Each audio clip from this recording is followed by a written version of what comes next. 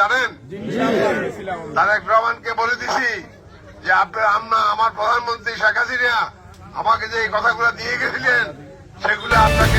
আসসালামু আলাইকুম, স্বাগত জানাচ্ছি রান্স নিউজে। আপনাদের সঙ্গে আছি আমি আরজি নীরব আহমেদ। আজ জানাবো বাংলাদেশ ও আন্তর্জাতিক গণমাধ্যমের আলোচিত খবর ও বিশ্লেষণ নিয়ে। এখন শুনবেন বাংলাদেশ।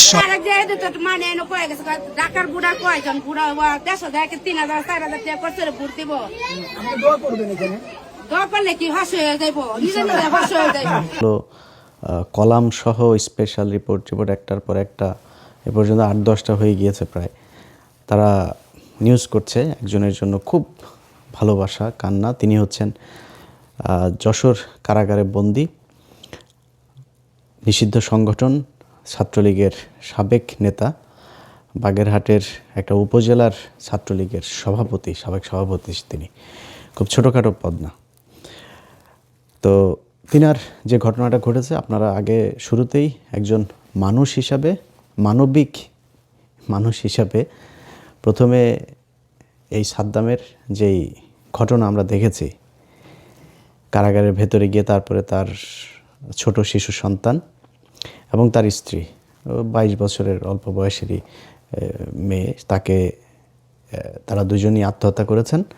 এবং অর্থাৎ মহিলা সম্ভবত বাচ্চাটাকে মেরে তারপরে তিনি হয়তো ফাঁসি দিয়েছেন। তবে আমি আমার ছোট করে একটু বলে রাখি, সেটা হচ্ছে যে এটা আসলেই কি ঘটেছে সেখানে, এটার পেছনে অন্য কোনো কিছু আছে কিনা, আওয়ামী লীগ নিজে থেকে এ ধরনের কোনো ঘটনা ঘটিয়েছে কিনা, কিংবা কোনো গোয়েন্দা সংস্থা ঘটিয়েছে কিনা পার্শ্ববর্তী দেশের, এগুলো আমার মনে হয় একটু হিসাব করে দেখা দরকার। আমি অ্যাপার্ট ফ্রম দিস আমি এই জায়গাটা আনতেই চাই না। এটা নিশ্চয়ই পুলিশ প্রশাসন তারা দেখবে। আমি ধরে নিচ্ছি যে এটা একটা আত্মহত্যা ছিল, এটা মনে রেখে আমি আমার আলোচনা করছি। তো এই ব্যক্তির স্ত্রী এবং সন্তান মারা গেল। এই যে বাবা হিসেবে এত ছোট একটা বাচ্চাকে মৃত অবস্থায় জেলখানায় দেখা, এটা খুবই মানবিক একটা ব্যাপার। এটার জন্য আমি তার পরিবারের, তার স্ত্রীর সন্তান তা তো নিশ্চয়ই সে নিষ্পাপ, এবং তার প্রতি আমার ভালোবাসা আমি জানিয়েই আমার বক্তব্য শুরু করছি। কিন্তু বিষয় হচ্ছে যে আজকের যে বাংলাদেশ, এই যে বর্তমান যে বাংলাদেশ, আওয়ামী লীগের হাজার হাজার কর্মী জেলখানায়, তাদের এই পরিণতি, এই রাজনৈতিক অসহিষ্ণুতা, এটা নিয়ে এসেছে কে? আজকে অনেকে মনে করবেন যে আওয়ামী লীগ যদি এটা করেছে তাই বলে কি এখন আওয়ামী লীগ চলে গিয়েছে, অন্য সরকারই সেটা করবে? মানে এই সরকার করছেটা কি? আমরা এটার আরও কঠোর অবস্থানে যাওয়ার পক্ষে। এই জন্যই আমার ব্যক্তিগতভাবে আমি সরকারের সাথে আমার এত সমস্যা, এগুলোর কারণে তারা বিচার করে নাই ঠিকমতো।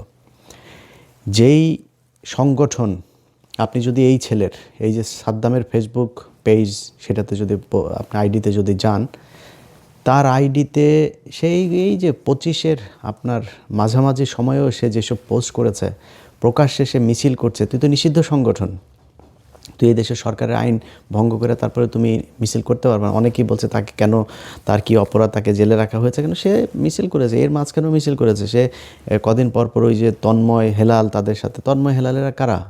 এরা সন্ত্রাসী, এরা হত্যা মামলার আসামি, পলাতক। তাদের এগুলো নিয়ে তারপরে সে ফেসবুকে ওপেনে এগুলো করেছে। তো তাকে জামিন দেবে কিভাবে? আমি যদি মনে করি যে তার কোনো দোষ নাই, ধরে নিলাম, আমি যতটুকু তার এলাকাতে খোঁজ নিয়েছি, প্রচণ্ড উগ্র এবং মাদকাসক্ত এবং সন্ত্রাসী কার্যকলাপের সাথে এই সাদ্দাম জড়িত। অনেক মানুষ আছে এখনও নাকি তার কথা শুনে, তার কথা মনে করে আল্লাহর কাছে দোয়া করে যে আল্লাহ বাঁচাইছো এর হাত থেকে আমাদেরকে। এত ভয়ঙ্কর লেভেলের এই সন্ত্রাসী ছিল এই সাদ্দাম। তো তারা ধরে নিলাম সে খুবই নিষ্পাপ, নিরীহ, তার কোনো সমস্যা নাই। দল হিসেবে যারা মনে করেন যে আগের সরকার এরকম করেছে বলে এই সরকার এরকম করবে, তাদের কাছে প্রশ্ন, দল হিসেবে এখনও ঘাড়ের উপর নিঃশ্বাস ফেলছে আওয়ামী লীগ। প্রতিদিন তারা আওয়ামী লীগ এই ভারত থেকে, বিভিন্ন দেশ থেকে তারা হুমকি ধমকি এগুলো দিচ্ছে। তারা ক্ষমা চেয়েছে? এই যে 15 বছর যা করলো, এটার জন্য তো ক্ষমা চাওয়া উচিত ছিল। ক্ষমা চেয়েছে? ক্ষমা চায় নাই। তাহলে আপনি মাফ করবেন কাকে? যে ক্ষমা চায় নাই সে এখনও হুমকি দিচ্ছে। তার এই সাদ্দামের ফেসবুক পোস্টগুলি দেখেন না, দেখা হবে এই সেই হাবি জাবি, বিশাল হুমকি। মানে বাংলাদেশে কোনো সরকার আছে এটা সে মনেই করে না, এরকম একটা ভাব নিয়ে সে এগুলো করতো। ওপেনে ঢাকা শহরে এসে সে মিছিল করে। তাদেরকে আপনি ক্ষমা করবেন কীভাবে? তারা মাপ চাক, তারা পুরো সংগঠনগতভাবে যে আমরা মানুষ হিসাবে ভুল করেছি, আমরা আর এই ভারতের সাথে মিলে এইভাবে মানুষ মারব না, আমরা এটার জন্য ক্ষমা চাই। ক্ষমা চেয়েছে, ক্ষমা চাই না, আপনি মাপ করবেন কাকে? এখন মূল পয়েন্টে আসেন। আমাদের দেশের সাংবাদিক, এই যে প্রথম আলো বিশাল সুন্দর এক যে সাদ্দামরা কেন মৃত স্ত্রী সন্তানদের সাথে দেখা করতে পারে না, এক কলাম লিখেছে তারা। আরও সাংবাদিক, সব সাংবাদিকরা দেখলাম একদম মানে পাগল হয়ে গিয়েছে এটার জন্য।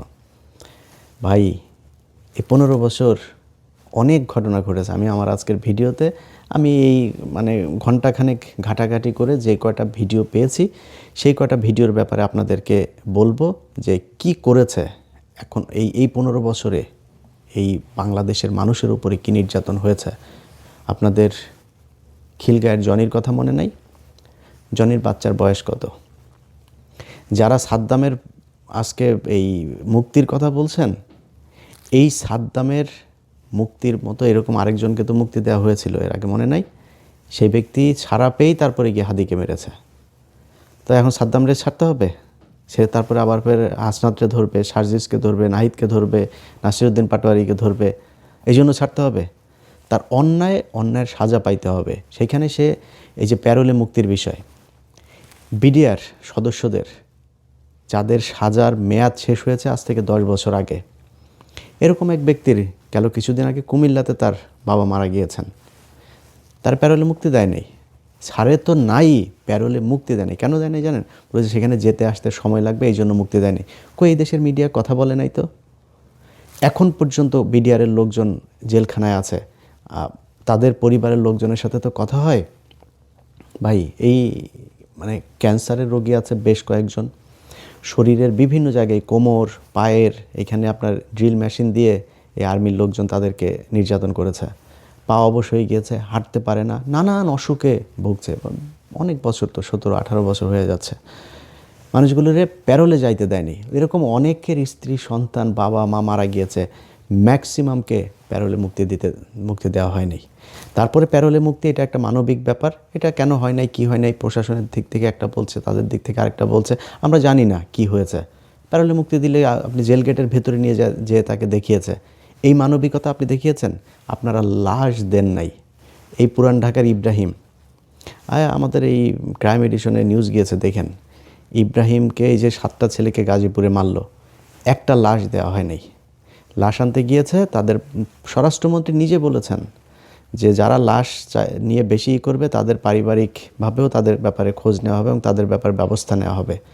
চিন্তা করেছে আরেক ছেলে আছে, ইব্রাহিমের বাবা চিন্তা করেছে আরেক ছেলে আছে, যাক আর বাদ দিলাম।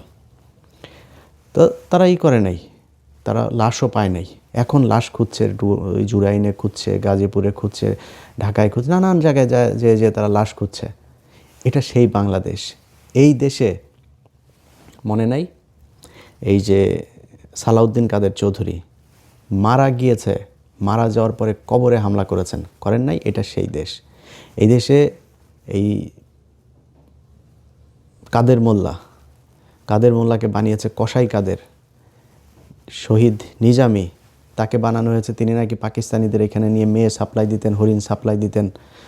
মীর কাসেম আলী, দেলার হোসেন সাইদি, যাদের হত্যা করা হয়েছে, এই পৃথিবীর এমন কোনো আইন আদালত যদি প্রমাণ করতে পারে যেই কথাগুলো বলে তাদেরকে ফাঁসি দেওয়া হয়েছে, হত্যা করা হয়েছে, এই বিচারিক হত্যাকাণ্ড যদি প্রমাণ করতে পারে, তাহলে হাতে ছুরি পরে তারপরে ঘুরব। মানুষগুলোকে মারা হয়েছে, একদম ঠান্ডা মাথায় হত্যা করা হয়েছে ভারতের প্রেসক্রিপশনে। মারা যাওয়ার পরে আজকে জেল গেটে বাচ্চাকে কোলে নিয়ে যায়, এটা দেখে যাদের খারাপ লাগে, সেই দিন জেলখানার সামনে আমি নিজে উপস্থিত ছিলাম। এই কাদের মোল্লার ঘটনার দিন তার লাশের গাড়ির উপরে জুতো দিয়ে এই ঢেলা দেওয়া হয়েছে, জুতো ছুঁড়ে মারা হয়েছে, মিষ্টি বিতরণ করা হয়েছে লাশের গাড়ির সামনে দাঁড়িয়ে। পরিবারের মানুষগুলোকে লাশের গাড়িটার সামনে পর্যন্ত যেতে দেওয়া হয়নি, গাড়ির উপর জুতা মেরেছে। এটা সেই বাংলাদেশ। এই বেশি দিন হয় নাই খালেদা জিয়া মারা গিয়েছে। খালেদা জিয়ার মৃত্যুর জন্য এই দল দায়ী। জেলখানার ভেতরে তো স্লো পয়জনিং করেছেই, তারপরে তার চিকিৎসাটা পর্যন্ত নিতে দিতে দেয় নাই। যেই সময় তিনি জেলখানায় নিয়ে যাওয়া হলো, তারপরে যদি তাকে চিকিৎসার জন্য যেতে দেওয়া হইতো, বাঁচতে পারতো তো। আল্লাহ যদি হায়াত লিখে রাখতেন শাহবাজ, আপনারা সেই চেষ্টা করতে দেন নাই। খালেদা জিয়া দেশের বাইরে গিয়ে কী করতো? খালেদা জিয়া কি তারেক রহমানের চাইতে বেশি পাওয়ারফুল, বেশি শারীরিক শক্তি তার, সে গিয়ে আপনার সরকার উৎখাত করে ফেলতো? আপনি দেন নাই। তারপরে একটা ছেলের কথা আমার খুব, ওর বাবা মা যেভাবে কান্না করেছে, শিবিরের একটা ছেলে মারা যাওয়ার পরে ক্রসফায়ারে তাকে নিয়ে মারা হয়। এই দেশে ক্রসফায়ারের নিউজগুলো কিভাবে হইতো জানেন? ক্রসফায়ারের নিউজগুলো হয়তো শিবিরের সন্ত্রাসী, শিবিরকে বানানো হয়তো ডাকাত, জিহাদি নাশকতার প্রস্তুতিকালে সেখানে যাওয়ার পরে বাংলাদেশের গণমাধ্যম নিউজ করেছে এইভাবে যে তারা পুলিশের উপর গুলি করেছে, পুলিশ পাল্টা গুলি ছুঁড়েছে। নিরীহ মানুষ, মুফতি হান্নানের কথা মনে আছে? এই আজকে যে প্রথম আলো কান্নাকাটি করে, এই প্রথম আলো নিউজে মুফতি হান্নানের ফাঁসি হয়েছে। যদি মুফতি হান্নানের ন্যূনতম 21শে আগস্টের ঘটনার সাথে যদি কোনো সম্পৃক্ততা থাকে, আমি এটা নিয়ে কাজ করেছি, আমি জানি, যদি কোনো সম্পৃক্ততা থাকে আল্লাহর কাছে বেহেশত চাই না। মৃত্যুর আগে আল্লাহর কাছে বলে রাখলাম, যদি এটার সত্যতা থেকে থাকে, এতটুকু ঝুঁকি নিয়ে কথা বললাম, কতটুকু কনফিডেন্স থাকলে তারপরে এই কথা বলতে পারে মানুষ, একটু চিন্তা করে নেন। ঠান্ডা মাথায় খুন করা হয়েছে। এই প্রথম আলোর লোকজন, এই সন্তোষ শর্মা, এই ডেইলি স্টারের লোকজন, 71, সময় টিভি, এরা সাথে থেকে তারপর পুলিশকে দিয়ে ঠান্ডা মাথায় এই দেশে আলেম ওলামাদেরকে হত্যা করা হয়েছে। এটা সেই দেশ। এই জুলাইয়ের ঘটনার সময়, জুলাইয়ের ছোট ছোট বাচ্চাগুলো, একটা বাচ্চা বাসার ভেতরে আপনারা হেলিকপ্টার থেকে গুলি করে মানুষ মেরেছেন, এটা তো সেই দেশ। হাদির সন্তান ছোট না, জনির বাচ্চা ছোট ছিল না, তখন মনে ছিল না? আজকে যেই পত্রিকা এটা নিয়ে এত মানবিক নিউজ করছেন, এই পত্রিকার একটা নিউজ দেখতে চাই শিবিরের ছেলেপেলেদেরকে। এই যে শিবিরের সাবেক সভাপতি দেলোয়ার, শিবিরের সাবেক সভাপতি শফিকুল ইসলাম মাসুদের গর্ভবতী স্ত্রী, তাকে পর্যন্ত নির্যাতন করা হয়েছে। পুলিশের পায়ে ধরে পড়েছিল যে আমার সন্তানটা নষ্ট হয়ে যাবে, আমাকে মেরেন না। এইটা সেই দেশ। আপনি এই যে জেল গেটে যেতে দেখেছেন না? জেল গেটে তো গিয়েছে, জেল গেটে ওখানে কেউ জুতা মেরেছে? জেল গেটে কেউ ছাত্রলীগের বিরুদ্ধে মিছিল করেছে, মিষ্টি বিতরণ করেছে? আপনারা লাশের সামনে দাঁড়িয়ে থেকে তারপরে নৃত্য করেছেন। এটা সেই দেশ। সারা দেশের সব মিডিয়া, সরকার, প্রশাসন সবাই মিলে এটা করেছেন। সেই দেশের মানুষের আজকে এত মায়া, মমতা, এত আবেগ, এই আবেগ আমরা এত সহজে ভুলে যাব না। ইউটিউবে সার্চ দিয়েন, খুব বেশি দূরে সে শেখ মুজিবের মতো আমাদের ইতিহাস বই পড়ে তারপর মানুষকে বুঝাইতে হবে না। সব চোখের সামনে ভিজুয়াল মিডিয়াতে আমরা সার্চ দিয়েন আপনি যে শিবির নেতাকে, খালি লিখবেন ইউটিউব অথবা ফেসবুকে যা লিখবেন, যে সার্চ করবেন যে শিবিরের নেতাকে ক্রসফায়ারে হত্যা, অন্তত 100-150 পাবেন। পাবনায়, ঝিনাইদহে, কুষ্টিয়া, চুয়াডাঙ্গা, এই ঢাকায়, ওই মানিকগঞ্জে, ওই লক্ষ্মীপুরে, সাতক্ষীরায় মানুষই মনে করা হইতো না। এদেরকে মনে করা হয়তো এদের মারলে কোনো বিচার হবে না, এদের নিয়ে কোনো নিউজ হবে না, কোনো কিছু না, এই সুযোগটাও ছিল না। এটা সেই দেশ। আজকে আপনারা কান্নাকাটি করছেন, আমরা ভুলে যাই নাই। এগুলো আমাদের নিজের চোখের সামনে আমরা দেখেছি এই দেশে কি ঘটেছে। অতএব আমরা একটা সুন্দর দেশ চাই, একটা মানবিক দেশ আসলেই চাই। কিন্তু মানবিক দেশ যদি আপনি চান, তাহলে যারা মানবতা বিরোধী অপরাধ করেছে তাদের বিচার হইতে হবে। তাদেরকে দিয়া তারপরে আপনি দেশ সুন্দর করবেন। এই ছাত্রলীগের সন্ত্রাসীদেরকে দিয়া, এই ছাত্রলীগের সন্ত্রাসীরা এমন কি নাই যেটা তারা করে নাই?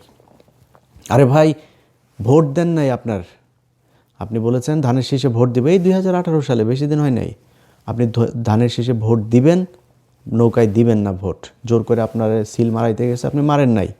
দিনে ভোট দিয়ে আসছেন, রাতে গিয়া তারপরে আপনাকে ধর্ষণ করা হয়েছে, ঘটে নাই? এই সুবর্ণচরে। এটা এই বাংলাদেশের ঘটনা এগুলো। আজকে মানবতা দেখাইতে আসেন ছাত্রলীগের পক্ষে, বিচার হইতে হবে। এই ঘটনার পরে আপনার ওইখানকার ডিসি, ওইখানকার এসপি, তাদেরকে হুমকি দেওয়া হচ্ছে ভারতের নাম্বার থেকে।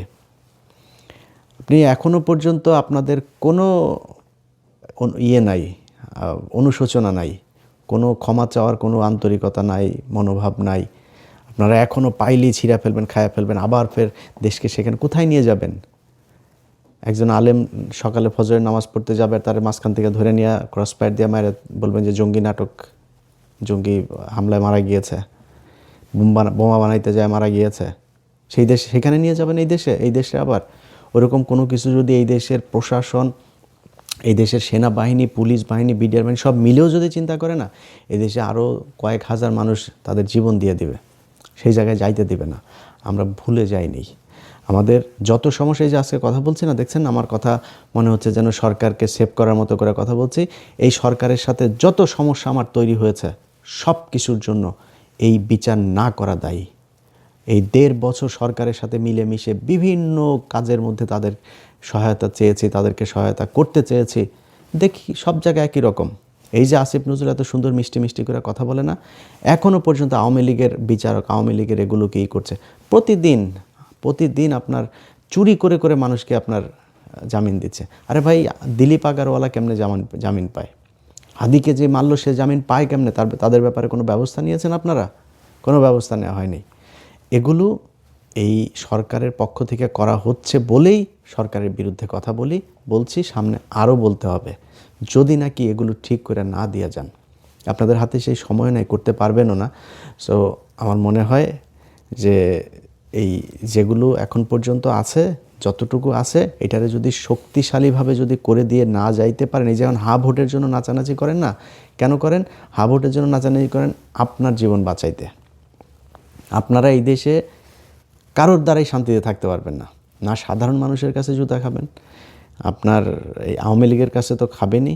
সো মনে করেন না যে আওয়ামী লীগকে টাকা পয়সা খেয়ে তারপরে তাদের সুবিধাজনক জায়গায় দিয়ে যে তারপরে আপনারা এখানে ভালো থাকতে পারবেন, সারা জীবনেও পারবেন না। তাদের ব্যাপারে আপনাদেরকে সুনির্দিষ্টভাবে মানুষের যেই চাহিদা, মানুষের যেই দাবি, সেই দাবির প্রেক্ষিতে এদের বিচার করতে হবে, যার যতটুকু শাস্তি। যেই ব্যক্তি ওই দিনাজপুরের এক প্রত্যন্ত গ্রামের একজন আওয়ামী লীগের কর্মী, তার সাজা যতটুকু, যদি 1 মাস হয় সাজা 1 মাস হবে। যে কেন্দ্রে ছিল, কেন্দ্রে থেকে যে হত্যার নির্দেশ দিয়েছে, তার সাজা যতটুকু ততটুকু হইতে হবে। কিছু লোকজনের সামনে রেখে এই যে সময় টিভির একজন সাংবাদিক, ওর নাম হলো মাহবুবুর রহমান, নাম বললে জেমসন মাহবুব, তো ওরে প্ল্যানিং এডিটর বানানো হয়েছে। তো প্ল্যানিং এডিটর উনি এই কিছুদিন আগে মুজাম্মেল বাবুকে ভারতে পাচার করছিল, মানে পাঠিয়ে দিচ্ছিল। ওর বাড়ি ওই ময়মনসিংহের ওদিকে, সে সীমান্ত ওই দিক থেকে তারা পাঠাচ্ছিল। সেখান থেকে এই মুজাম্মেল বাবুর সাথে এই জেমসন মাহবুবকেও ধরা হয়েছিল, ধরে তারপর তাকে ছেড়ে দেওয়া হয়েছে, যেহেতু তার নামে মামলা ছিল না। সে তো তাদের সহযোগী, তাকে প্ল্যানিং এডিটর বানানো হয়েছে সময় টিভিতে। এই বিএনপির লোকজন এই টেলিভিশনের দখল নিয়ে তারপরে সেই 5 হত্যা মামলার আসামি জুবায়ের, এই অ্যাডভোকেট কামরুলের ভাগ্নে, তাকে বসানো হয়েছে এখানে। আবার সেই খান মোহাম্মদ রুমেল, যে কিনা বিএনপির লোকজনকে নিয়ে অপমান করতো টকশোতে, সেই রুমেলকে বানানো হয়েছে এটার হেড অফ নিউজ। এগুলো চলছে আমাদের চোখের সামনে, দেখছে। ভাই, আপনি আমারে দরকার হলে মারেন, থাপড়ান, কোনো সমস্যা নেই ভাই, কিন্তু চোখের সামনে এই দেশে যারা কিনা এই 15 বছর এই স্বৈরাচারের দোসর হয়ে কাজ করেছে, তাদের বিচার করবেন। ভারতের ব্যাপারে আমাদের দেশকে স্বাধীন সার্বভৌম রাখার জন্য যা যা করার দরকার সেগুলো করবেন। আপনি আমার থাপড়াবেন তো আপনার পায়ে ধরে পড়ে থাকবো, কিন্তু এগুলো করবেন আপনি আমার 1000 বিলিয়ন মিলিয়ন ডলার দিয়েও লাভ হবে না। ওইটা আগে করে যেতে হবে। তো যাই হোক, বক্তব্য শেষ করছি। যাদের আমি যা বললাম এগুলোর ব্যাপারে যাদের দেখার দরকার হয়, ফেসবুক, ইউটিউবে সার্চ দিয়ে পিছনে একটু দেখলে আবার ওগুলো মনে হবে। আমরা গোল্ডফিশ জাতি, তো এই গোল্ডফিশ ন্যাশনের জন্য আমার মনে হয় পিছনে গিয়ে এই জিনিসগুলো বারবার দেখা দরকার। যে কবরে গিয়ে সালাউদ্দিন কাদের চৌধুরীর কবরে হামলা, সুবর্ণচরের 4 সন্তানের মাকে ধর্ষণ, তারপরে এই যে 6 জনকে আপনার গাজীপুরের এক ঘরের মধ্যে মারা, তারপরে এই মিরপুরে আপনার মারল 8টা ছেলেকে, এই মানুষদের ধরে ধরে নিয়ে যে মারা হয়েছে না। এই দেশে সেনাবাহিনীর ক্যান্টনমেন্টের ভেতরে সেনাবাহিনীর অফিসারদেরকে নিয়ে গুম করে রাখা হয়েছিল। 17 বছর ধরে গুম হয়েছিল, খবরও জানে না কেউ। শেখ হাসিনা থাকলে 17 আরও বছর গেলেও এটার কোনো বিচার হইতো না, তাদের খোঁজও পাইতেন না, ওইখানেই পচে মারা যাইতো। দেশের নিজের, আরে ভাই, যে অপরাধ করেছে বা আপনারা মনে করেন যার বিরুদ্ধে ব্যবস্থা নেবেন সেটা তো পরের কথা। মীর কাশেম আলীর ছেলেকে পর্যন্ত, বাবার জন্য ছেলেকে পর্যন্ত করেছেন। কি অপরাধ ছিল আপনার এই যে গোলাম আজমের ছেলের? তারে গুম করে রাখতে হবে, একজন চৌকস একজন অফিসার, তারা আপনারা গুম করে রেখেছেন। সেনাবাহিনীর ক্যান্টনমেন্টের ভেতরে মানুষ নিয়ে গুম করে রাখা হয়েছে, কই বলে নাই তো কেউ। এরা এই সাংবাদিকরা এগুলোর পক্ষে কথা বলেছে। এই খালেদা জিয়াকে ঘর থেকে বের করার সময় তার ফ্রিজের মধ্যে মদ ঢুকিয়েছে এই সাংবাদিকেরা। তাদের ছত্রছায়ায়, তাদের এই সেনাবাহিনীর লোকজনের এগুলোকে তারা গোপন রেখে এইভাবে তারা নিউজ করেছে, তারাই নিউজ করেছে, এই প্রথম আলো নিউজ করেছে। এত তাড়াতাড়ি আমরা ভুলে যাইনি এগুলি। আমাদেরকে এত মায়া কান্না দেখায় লাভ নাই। যে এই ছেলের এই যে সন্ত্রাসী আপনার নিষিদ্ধ ছাত্রলীগের সাদ্দাম, তার মাসুম বাচ্চা, তার স্ত্রী, তাদের প্রতি সহানুভূতি থাকলো। এই পাপ, এরকম পাপ যেন এই দেশের আর কোনো রাজনীতিবিদ না করে, এই প্রত্যাশা রেখে শেষ করছে। আল্লাহ হাফেজ।